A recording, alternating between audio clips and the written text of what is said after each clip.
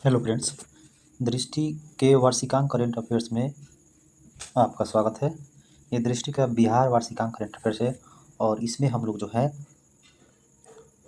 जो है Bihar current affairs one-liner को देख लिए थे और इस वीडियो में हम लोग शासन एवं प्रशासन के यूनिट को देखेंगे। तो चलिए वीडियो को शुरू करते हैं। देखते हैं इसमें क्या कह रहा है कि सम्राट चौधरी बिहार के 24वें मुख्यमंत्री बने हैं। कौन नंबर 24वें मुख्यमंत्री बने हैं। ठीक है, इन्होंने 15 अप्रैल 2026 को बिहार के 24वें मुख्यमंत्री के रूप में शपथ ली है और यह भारतीय जनता पार्टी के लिए एक ऐतिहासिक उपलब्धि है, जिसने बिहार में अपने 46 वर्ष के इतिहास में पहली बार राज्य के शीर्ष पद को संभाला है। इनमें मुख्य बिंदु क्या है देख लेते हैं कि ये शपथ ग्रहण जो है बिहार के राज्यपाल सैयद अता हसनैन ने पटना के लोक भवन में आयोजित समारोह में सम्राट चौधरी को पद एवं गोपनीयता की शपथ दिलाई।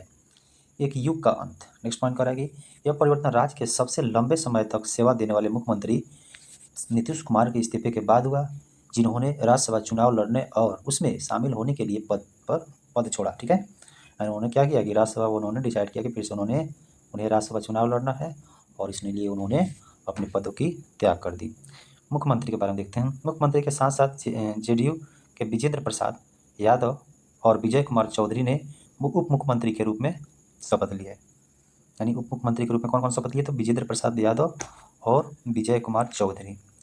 नए मुख्यमंत्री जो सम्राट चौधरी बने हैं उनके थोड़ा सा हम लोग परिचय देख लेते हैं। यानी ये कहाँ से बिलोंग करते हैं इनके देख लेते हैं।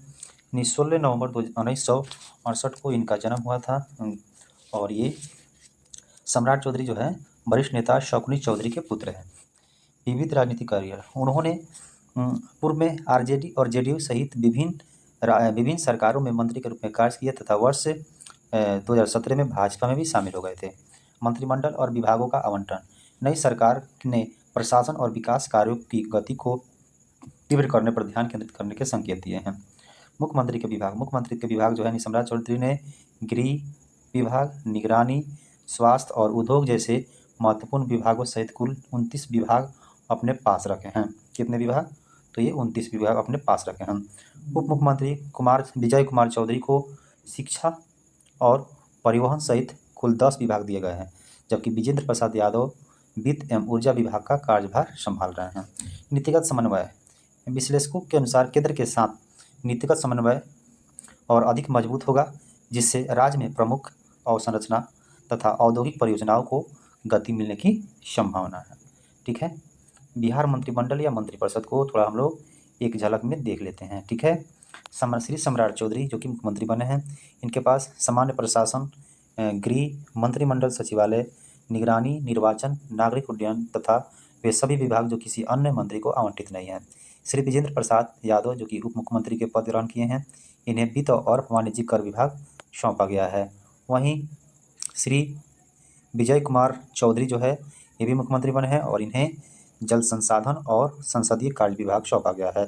श्री निशांत कुमार ये जो मंत्री बने हैं, ये जो नीतीश कुमार के बेटे हैं, इन्हें स्वास्थ्य विभाग दिया गया है। श्री विजय कुमार सिन्हा ये मंत्री बने हैं कृषि विभाग के। श्री कुमार शैलेंद्र ये भी मंत्री बने हैं सड़क निर्माण विभाग के। नेक्स्ट करा कि श्री रत्नेश सदा जो है ये आपदा प्रबंधन विभाग के मंत्री बने हैं। वहीं श्री संजय सिंह टाइगर जो है इनको विधि विभाग का मंत्री बनाया गया है। श्री अशोक चौधरी ये खाद्य एवं उपभोक्ता संरक्षण विभाग के मंत्री बने हैं। वहीं श्री मदन सहनी जो है मद्य निषेध, उत्पाद एवं निबंधन विभाग के मंत्री बने हैं। श्री अरुण शंकर प्रसाद इनको जो है श्रम संसाधन एवं प्रवासी श्रमिक कल्याण मंत्री बनाया गया है, जबकि श्री नंदकिशोर राम को डेयरी, मत्स्य एवं पशु संसाधन विभाग दिया गया है। वहीं डॉक्टर दिलीप कुमार जायसवाल जो है इन्हें जो है राजस्व एवं भूमि सुधार का पद दिया गया है। शैलेश कुमार उर्फ बुलो मंडल जो है इनको ऊर्जा विभाग का पद दिया गया है। वहीं श्रीमती लेसी सिंह जो बनी है वो मंत्री बनी है भवन निर्माण विभाग में, जबकि श्री मोहम्मद जमा खान जो है इनको जो है अल्पसंख्यक कल्याण विभाग दिया गया है। वहीं श्री राम कृपाल यादव जो है सहकारिता विभाग के मंत्री बने हैं, जबकि लखेंद्र कुमार रोशन जो है अनुसूचित जाति एवं अनुसूचित जनजाति विभाग के मंत्री बने हैं। श्रीमती शीला कुमारी जो है विज्ञान प्रौद्योगिकी एवं तकनीकी शिक्षा विभाग की मंत्री बनी हैं। वहीं जो है श्री भगवान सिंह कुशवाहा, इनको जो है योजना एवं विकास विभाग का मंत्री बनाया गया है। श्री दीपक प्रकाश, ये पंचायत राज विभाग के मंत्री बने हैं। वहीं श्री संजय कुमार जो है गन्ना उद्योग विभाग के मंत्री बनाए गए हैं। श्री संजय कुमार सिंह जो है लोक स्वास्थ्य अभियंत्रण विभाग के मंत्री बनाए गए हैं, जबकि श्री रामचंद्र प्रसाद जो है पर्यावरण, वन एवं जलवायु परिवर्तन विभाग के मंत्री बने हैं। वहीं श्री मिथिलेश तिवारी जो है इन्हें शिक्षा विभाग का मंत्री बनाया गया है, जबकि डॉक्टर प्रमोद कुमार को जो है इन्हें जो है खान एवं भूतत्व, कला, संस्कृति एवं युवा विभाग दिया गया है। डॉक्टर संतोष कुमार लघु जल संसाधन विभाग के मंत्री बने हैं। श्री नीतीश मिश्रा नगर विकास एवं आवास सूचना प्रौद्योगिकी विभाग के मंत्री बने हैं। श्री सुनील कुमार जो है ग्रामीण कार्य विभाग के मंत्री बने हैं। वहीं श्री केदार प्रसाद गुप्ता जो है पर्यटन विभाग के मंत्री बने हैं, जबकि श्री दामोदर राव वरावत परिवहन विभाग के मंत्री बने हैं। श्रीमती रमा निषाद जो है इन्हें जो है पिछड़ा एवं अति पिछड़ा वर्ग कल्याण विभाग के मंत्री बनाया गया है। वहीं सुश्री श्रेयसी सिंह जो है खेल एवं उद्योग विभाग के मंत्री बनी है। डॉक्टर श्वेता गुप्ता जो है इन्हें समाज कल्याण विभाग के मंत्री बनाया गया है, जबकि श्री श्रवण कुमार को जो है ग्रामीण विकास, सूचना एवं जनसंपर्क विभाग के मंत्री बनाए गए हैं। बिहार सरकार स्थापित करेगी कैमूर की पहाड़ियों में एक उच्च सुरक्षा वाली जेल। कहने का मतलब है कि बिहार सरकार जो है उच्च सुरक्षा वाली जो है कैमूर जिला में एक जेल स्थापित करेगी। मार्च 2026 में बिहार सरकार ने राज्य में कुख्यात अपराधियों को रखने और जेल सुरक्षा प्रवर्तन को सुदृढ़ करने के लिए जो है ये जो है मतलब जेल बनाएगी कैमूर में। इसके मुख्य बिंदु देखा जाए तो प्रभावित उच्च सुरक्षा जेल का लक्ष्य कुख्यात अपराधियों को कड़े पहरे में रखना और उन्हें जेल के भीतर से आपराधिक नेटवर्क चलाने से रोकना है। स्थान देखा जाए तो अभी हम देखें तो ये जो है कैमूर जिले के सरोदक गाँव में बनाई जाएगी। मतलब ये जो जेल बनेगी कैमूर जिले के सरोदक गाँव में बनेगी, जो कि जिला मुख्यालय भभुआ से लगभग 76 किलोमीटर दूर स्थित है और सघन वनों तथा पहाड़ियों से घिरा हुआ है। सुरक्षा की विशेषता की बात की जाए तो जेल में उन्नत निगरानी प्रणाली, प्रतिबंधित आवाजाही क्षेत्र और उच्च स्तरीय सुरक्षा व्यवस्था होगी, ताकि कैदियों के भागने की कोशिश को रोका जा सके तथा जेल के भीतर अवैध गतिविधियों पर अंकुश लगाया जा सके। जेल सुधार क्या किया गया? यह परियोजना बिहार सरकार द्वारा जेल के बुनियादी ढांचे के आधुनिकीकरण और राज्य में जेल प्रशासन में सुधार के व्यापक प्रयास का एक हिस्सा माना जा रहा है। वहीं Bihar one digital governance platform क्या है, तो इसको देखते हैं। कह रहे कि मार्च 2026 में बिहार सरकार ने Bihar one digital governance platform को लागू करने के लिए कॉर्पोरेट इन्फोटेक प्राइवेट लिमिटेड को 87 करोड़ का अनुबंध दिया है, जिसका उद्देश्य सरकारी सेवाओं की एक एकल ऑनलाइन प्रणाली में एकीकृत करना है। मुख्य बिंदु की बात किया जाए तो परियोजना बिहार वन जो है एक एकीकृत डिजिटल प्लेटफॉर्म है, जिसे एक ही ऑनलाइन इंटरफेस के माध्यम से कई सरकारी सेवाएं प्रदान करने के लिए डिजाइन किया गया है, जिससे सार्वजनिक सेवा वितरण सरल और अधिक सुलभ हो सके। बिहार वन प्लेटफॉर्म के जुलाई 2026 तक शुरू होने की संभावना है। विभाग, यह परियोजना मुख्य रूप से बिहार के सूचना प्रौद्योगिकी विभाग यानी डिपार्टमेंट ऑफ आईटी के अंतर्गत संचालित की जा रही है। सिंगल विंडो प्लेटफॉर्म, यह प्लेटफॉर्म आरटीपीएस और गैर आरटीपीएस सेवाओं सहित विभिन्न सरकारी सेवाओं को एकीकृत करेगा, जिससे नागरिक प्रमाण पत्र, योजनाओं एवं प्रशासनिक सेवाओं तक ऑनलाइन पहुंच सकेंगे। अनुबंध, बिहार सरकार ने इस परियोजना को विकसित करने और लागू करने के लिए कॉर्पोरेट इन्फोटेक प्राइवेट लिमिटेड के साथ 87 करोड़ के समझौते पर हस्ताक्षर किए हैं। प्रौद्योगिकी की बात की जाए तो इस प्रणाली में हिंदी, अंग्रेजी और स्थानीय भाषाओं में एआई आधारित चैटबॉट शामिल होंगे, जो नागरिकों को सेवाओं का लाभ उठाने में आसानी से मार्गदर्शन करेंगे। नेक्स्ट बार है कि एकीकरण, यह परियोजना डेटाबेस को बिहार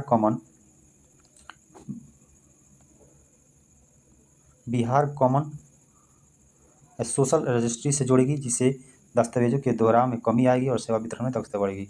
महत्व, इस पहल का उद्देश्य ई गवर्नेंस, पारदर्शिता और नागरिक केंद्रित सेवा वितरण को मजबूत करना है। फिर कह रहा है कि सुप्रीम कोर्ट ने बिहार लाइब्रेरी अधिग्रहण कानून को रद्द किया, यानी सुप्रीम कोर्ट ने बिहार लाइब्रेरी अधिग्रहण कानून को रद्द कर दिया है। सुप्रीम कोर्ट 10 मार्च 2026 को ऐतिहासिक श्रीमती राधिका सिंह इंस्टीट्यूट एवं सचिदानंद सिन्हा लाइब्रेरी के अधिग्रहण से संबंधित बिहार सरकार के 2015 के कानून को असंवैधानिक घोषित कर दिया। अदालत ने इसे मनमाना और संविधान के अनुच्छेद 14 का उल्लंघन माना है। इससे लाइब्रेरी का मालिकाना हक जो है वापस ट्रस्ट के पास चला जाएगा। मुख्य बिंदु की इसमें बात किया जाए तो अधिनियम रद्द, बिहार सरकार के श्रीमती राधिका सिंह इंस्टीट्यूट एवं सचिदानंद सिन्हा लाइब्रेरी अधिनियम 2015 को अवैध घोषित किया गया है। निर्णय का आधार क्या है? सुप्रीम कोर्ट ने इसे मनमाना और अनुच्छेद 14 का उल्लंघन बताया है। प्रतीकात्मक मुआवजा, कानून के तहत केवल ₹1 के सांकेतिक मुआवजे पर ऐतिहासिक संपत्ति को लेना अनुचित माना गया है। हाईकोर्ट का निर्णय बदला, सुप्रीम कोर्ट ने पटना हाई कोर्ट के 2024 के उस निर्णय को भी पलट दिया है जिसमें इस कानून को सही ठहराया गया था। ठीक है। नेक्स्ट कि लोकसभा अध्यक्ष ने बिहार विधानसभा चुनाव में ई विज्ञान ऐप को लॉन्च किया है। यानी लोकसभा अध्यक्ष ने बिहार विधानसभा में ई विज्ञान ऐप लॉन्च किया है। 7 फरवरी 2026 को जो है लोकसभा अध्यक्ष ओम बिरला ने पटना स्थित बिहार विधानसभा में नेशनल ई विज्ञान एप्लीकेशन की आधिकारिक शुरुआत की, जिसे प्रचलित रूप से ई विज्ञान ऐप कहा जाता है। कार्यक्रम देखा जाए मुख्य बिंदु में कार्यक्रम यह आयोजन बिहार विधानसभा के 105वें स्थापना दिवस के अवसर के साथ संपन्न हुआ। ई विज्ञान ऐप के बारे में देखिए। ई विज्ञान एप्लीकेशन एक डिजिटल विधायी कार्रवाई प्रणाली है। इसे नेशनल ई गवर्नेंस योजना यानी NEGP के अंतर्गत विकसित किया गया है। इसके तहत NEGP के तहत और राष्ट्रीय सूचना विज्ञान केंद्र के सहयोग से लागू किया गया है। इसका उद्देश्य क्या है? इसका जो लक्ष्य है, भारत के राज्य विधानमंडलों और केंद्र शासित प्रदेशों की विधानसभाओं में विधायी कार्यों को डिजिटल करना तथा उसे सुव्यवस्थित बनाना। नेक्स्ट कह रहा है मुख्य विशेषता क्या है? भौतिक फाइलों और मुद्रित दस्तावेजों के स्थान पर डिजिटल अभिलेखों का उपयोग। फिर उसके बाद रियल टाइम पहुंच। सदस्य अपने हैंड उपकरणों पर विधेयक, नोटिस, प्रश्न, कार्यवृत्त, प्रतिवेदन और समिति संबंधी दस्तावेज देख सकते हैं। क्लाउड बेस्ड प्रणाली एकरूपता और परस्पर संचालन सुनिश्चित करने हेतु सुरक्षित NIC क्लाउड प्लेटफॉर्म पर होस्ट की गई है। एक राष्ट्र एक विधायी मंच राज्यों के बीच परस्पर संपर्क और मानकीकृत प्रक्रियाओं को सक्षम बनाना। बिहार विधानसभा में 4 विधेयक पारित किया गया है। फरवरी 2026 में बिहार विधानसभा ने बजट सत्र के दौरान 4 महत्वपूर्ण विधेयकों को पारित किया है। ये विधेयक राज्य की न्यायिक व्यवस्था, भर्ती प्रणाली और नगर निकाय प्रशासन में सुधार से संबंधित है। मुख्य बिंदु पहला, बिहार सिविल न्यायालय विधेयक 2026 जो है यह एक नया विधेयक है जो कि औपनिवेशिक काल के कानून को पूरी तरह से बदलता है। 1887 के बंगाल, आगरा और असम सिविल कोड एक्ट को प्रतिस्थापित करता है, जो ब्रिटिश काल में बंगाल के लिए बनाया गया था। बंगाल जिसे अब बिहार शामिल था, इसमें अब तब बिहार शामिल था के लिए बनाया गया था। बिहार को अब अपना अलग से स्वतंत्र सिविल न्यायालय अधिनियम मिलेगा जो राज्य की वर्तमान जरूरतों के अनुरूप होगा। कि अधीनस्थ सिविल कोर्ट्स को 4 श्रेणियों में वर्गीकृत किया गया है। प्रत्येक श्रेणी में जजों की संख्या पटना हाई कोर्ट के परामर्श से समय समय पर तय की जाएगी। न्यायिक प्रक्रियाओं को आधुनिक बनाना, प्रशासनिक सुव्यवस्थित करना, अधिकार क्षेत्र में स्पष्टता लाना, उसके बाद जो है बैकलॉग कम करना और न्याय प्रक्रिया को अधिक प्रभावी, उसके बाद सुलभ बनाना। फिर दूसरा विधेयक जो है बिहार तकनीकी सेवा आयोग विधेयक 2026। इसमें जो है राज्य के बोर्डों, निगमों और सरकारी उपक्रमों में समूह ख और ग यानी ग्रुप B और ग्रुप C के पदों पर नियुक्तियां अब बिहार तकनीकी सेवा आयोग के माध्यम से होगी। पहले ये नियुक्तियां अलग अलग या अन्य तरीकों से होती थी, अब आयोग के जरिए पारदर्शी और एक समान प्रक्रिया आएगी। इस भर्ती में निष्पक्षता और मेधावी उम्मीदवारों को बेहतर अवसर मिल सकेगा। नेक्स्ट आ रहा है कि बिहार स्टाफ सिलेक्शन कमीशन विधेयक। इसमें जो है 2026 सरकारी कर्मचारियों की भर्ती में एकरूपता लाना, ग्रेड पे 4800 से कम वाले पदों यानी मुख्य रूप से समूह घ यानी ग्रुप D पर भर्ती अब बिहार कर्मचारी चयन आयोग के माध्यम से होगी।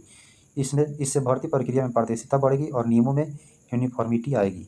बोर्ड निगमों में ग्रुप D स्तर की नियुक्तियां भी इसी आयोग से होगी। नेक्स्ट जो है बिहार नगरपालिका संशोधन विधेयक 2026। इसमें कहा कि नगर निकायों में सशक्त अस्थायी समिति का गठन आसान बनाना, नगरपालिका नियमों में सुधार, सदस्यों के अधिकारों और प्रशासनिक ढांचों में बदलाव, बोर्ड निगमों नियुक्तियों से जुड़े प्रावधान, जिससे नगर निकाय में भी भर्ती प्रशासन अधिक व्यवस्थित होगा। कुल मिलाकर नगर निकाय की कार्यप्रणाली में पारदर्शिता और दक्षता को बढ़ाना है। और दूसरा कह रहा है कि बिहार कैबिनेट की बैठक में कुल 32 महत्वपूर्ण प्रस्तावों की मंजूरी दी गई है। यानी 29 जनवरी 2026 को मुख्यमंत्री नीतीश कुमार की अध्यक्षता में हुए बिहार कैबिनेट की बैठक में 32 महत्वपूर्ण प्रस्तावों को मंजूरी दी गई है। इन निर्णयों का केंद्र बिंदु मुख्यमंत्री महिला रोजगार योजना, शिक्षा सुधार, औद्योगिक एवं तकनीकी निवेश, प्रशासनिक सुदृढ़ीकरण और सामाजिक सशक्तिकरण रहा है।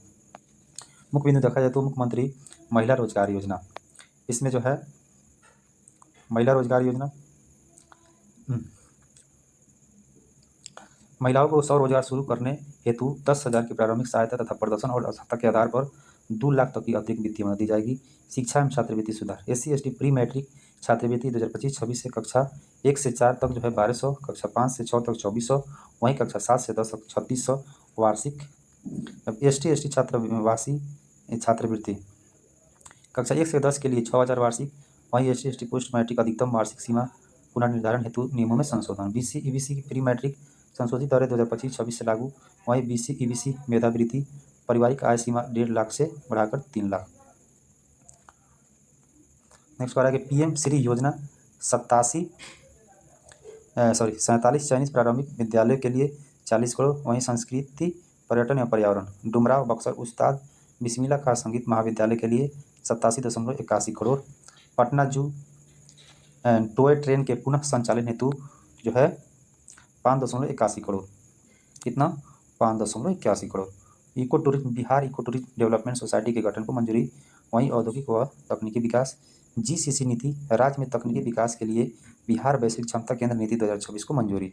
औद्योगिक प्रोत्साहन उद्यमियों के लंबित दावों के भुगतान हेतु आकस्मिक निधि से 1700 करोड़ का अतिरिक्त प्रावधान। सेमीकंडक्टर नीति निवेश प्रोत्साहन हेतु बिहार सेमीकंडक्टर परिषद 2026 की स्वीकृति। नेक्स्ट कह रहा है कि राज्य विपणन प्राधिकरण यानी कृषि हस्तशिल्प और ग्रामीण उत्पादों के एकीकृत विपणन के लिए नए प्राधिकार का गठन। नोडल एजेंसी नामांकन बीज एवं जैविक प्रमाणीकरण के लिए बिहार राज्य बीज निगम और BSSOCA को राज्य स्तरीय नोडल एजेंसी नामित। सुरक्षा आपदा एवं प्रशासन आपदा जोखिम न्यूनीकरण रोडमैप 2025-26 को सैद्धांतिक मंजूरी। BSAP-01 यानी गोरखा वाहिनी नवबतपुर में 30 एकड़ भूमि के लिए 40.54 करोड़। न्यायिक एवं राजस्व सुधार उच्च न्यायालय सेवा न्यायिक भर्ती और आचार नियमों में 2026 के तहत संशोधन। भूमि सुधार एवं उप समाहर्ता का पदनाम बदलकर अनुमंडल राजस्व पदाधिकारी बिहार सरकारी सेवक आचार नियमावली 2026 को मंजूरी दी गई है।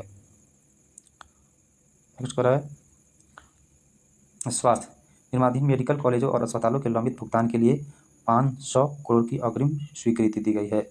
सोन नदी जल बंटवारे समझौते को मिली स्वीकृति। यानी 13 जनवरी जो है 2026 को बिहार कैबिनेट ने मुख्यमंत्री नीतीश कुमार की अध्यक्षता में हुई बैठक में इंद्रपुरी जलाशय इसको आप ध्यान रख सकते हैं के निर्माण को स्वीकृति दी है, जो झारखंड के साथ सोन नदी जल साझा करने के विवाद को दोनों राज्यों के बीच एक मसौदा समझौता पत्र के माध्यम से सुलझाने के बाद संभव हुआ है।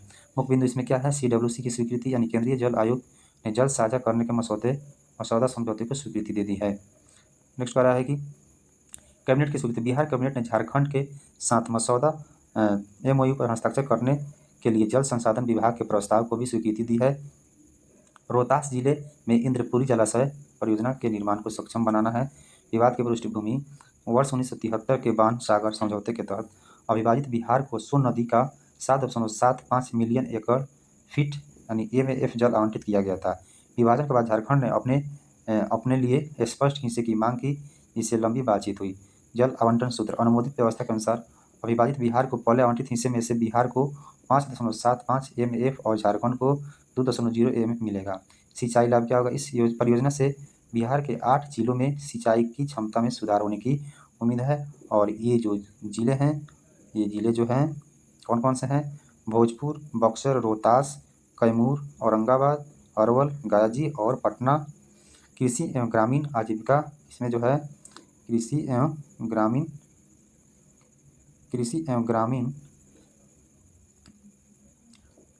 ग्रामीण आजीविका का समर्थन कर रहे हैं। कृषि एवं ग्रामीण आजीविका का समर्थन कर रहे हैं।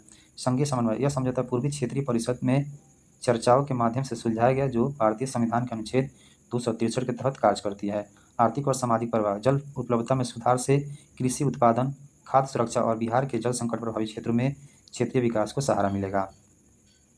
केंद्रीय जल आयोग के बारे में थोड़ा सा देख लेते हैं। क्या कर रहा है कि केंद्रीय जल आयोग भारत जल संसाधनों का प्रमुख तकनीकी संगठन है। यह जल शक्ति मंत्रालय के जल संसाधन, नदी विकास और गंगा संरक्षण विभाग के संलग्न कार्यालय के रूप में कार्य करता है। इसकी मुख्यालय जो है नई दिल्ली में है। इसकी स्थापना देखा जाए तो 1945 में central waterways irrigation and navigation commission के रूप में हुआ, डॉक्टर BR अम्बेडकर के सुझाव पर। Very very important. वर्ष 1974 में वर्तमान नाम CWC बना। मुख्य भूमिका पूरे देश में जल संसाधनों का नियंत्रण, संरक्षण और उपयोग। मुख्य फोकस बाढ़ नियंत्रण, सिंचाई, पेयजल, नौवहन और जल विद्युत। इसका कार्य क्या है? अंतर्राज्यीय नदियों पर परियोजनाओं की योजना, डिजाइन, जांच, बाढ़ पूर्वानुमान, जल गुणवत्ता निगरानी, बांध सुरक्षा, राष्ट्रीय जल नीति में सहायता। इसकी संरचना देखा जाए तो इसमें जो है अध्यक्ष हैं, संरचना अध्यक्ष के नेतृत्व में 3 विंग और 14 क्षेत्रीय संगठन यानी विंग मतलब design, research, river management, water planning project यानी 14 क्षेत्रीय संगठन। महत्व राज्य सरकार को तकनीकी सलाह देता है और अंतर्राज्यीय जल विवादों जैसे सोन नदी में मदद करता है और राष्ट्रीय जल सुरक्षा सुनिश्चित करता है। नेक्स्ट देखते हैं, नेक्स्ट क्या है, कह रहा है कि जस्टिस संगम कुमार साहू बने पटना हाई कोर्ट के 47वें मुख्य न्यायाधीश। यानी जस्टिस जो है संगम कुमार साहू पटना हाई कोर्ट के कौन से मुख्य न्यायाधीश बने हैं, तो 47वें मुख्य न्यायाधीश बने हैं। कह रहा है कि 7 जनवरी 2024 को उड़ीसा उच्च न्यायालय के वरिष्ठ न्यायाधीश जस्टिस संगम कुमार साहू ने पटना हाई कोर्ट के 47वें मुख्य न्यायाधीश के रूप में पदभार ग्रहण किया है। बिहार के राज्यपाल आरिफ मोहम्मद खान ने उन्हें पद और गोपनीयता की शपथ दिलाई है। किन्हें शपथ दिलाई है, यानी आरिफ मोहम्मद जो है उन्हें जो है शपथ दिलाई है आरिफ मोहम्मद खान ने। जस्टिस संगम कुमार साहू की नियुक्ति सुप्रीम कोर्ट कॉलेजियम प्रणाली के तहत हुई है, यानी कॉलेजियम की सिफारिश, सुप्रीम कोर्ट कॉलेजियम की सिफारिश के तहत हुई है। कॉलेजियम में 18 दिसंबर 2025 को हुई बैठक में उनके नाम की अनुशंसा केंद्र सरकार को भेजी गई थी। राष्ट्रपति की स्वीकृति के बाद केंद्रीय कानून एवं न्याय मंत्रालय ने उनकी नियुक्ति की आधिकारिक अधिसूचना जारी की। वे 4 जून 2026 को जो है इस 26 तक इस पद पर रह सकते हैं। कब तक रह सकते हैं, 4 जून 2026 तक।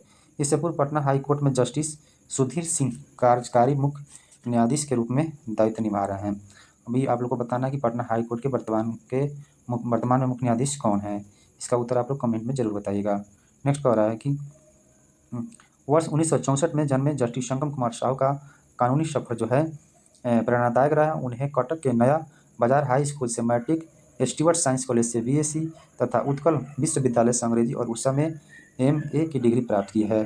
26 नवंबर 1989 को वे उड़ीसा राज्य बार काउंसिल में अधिवक्ता के रूप में पंजीकृत हुए और अपने माता पिता प्रसिद्ध फौजदारी कानून विशेषज्ञ स्वर्गीय शरद चंद्र साहू के मार्गदर्शन में वकालत की बारीकियां सीखी। अपनी काबिलियत के बल पर 2 जुलाई 2014 को उन्हें उड़ीसा हाईकोर्ट का न्यायाधीश नियुक्त किया गया। पटना हाईकोर्ट के बारे में थोड़ा देख लेते हैं। इसकी स्थापना जो है 3 फरवरी 1916 को हुई थी। कानूनी आधार इन्हें जो है वर्ष 1915 के वर्ष 1915 के भारत सरकार अधिनियम के तहत स्थापित प्रथम मुख्य न्यायाधीश जो है क्या है, न्यायमूर्ति सर एडवर्ड मेनार्ड चैम्प्स। ठीक है, हम लोग यही इस वीडियो के स्टॉप करते हैं। इसके जो नेक्स्ट पार्ट है हम लोग अगले वीडियो में डिस्कस करेंगे। तब तक के लिए धन्यवाद। मिलते हैं अगले वीडियो में।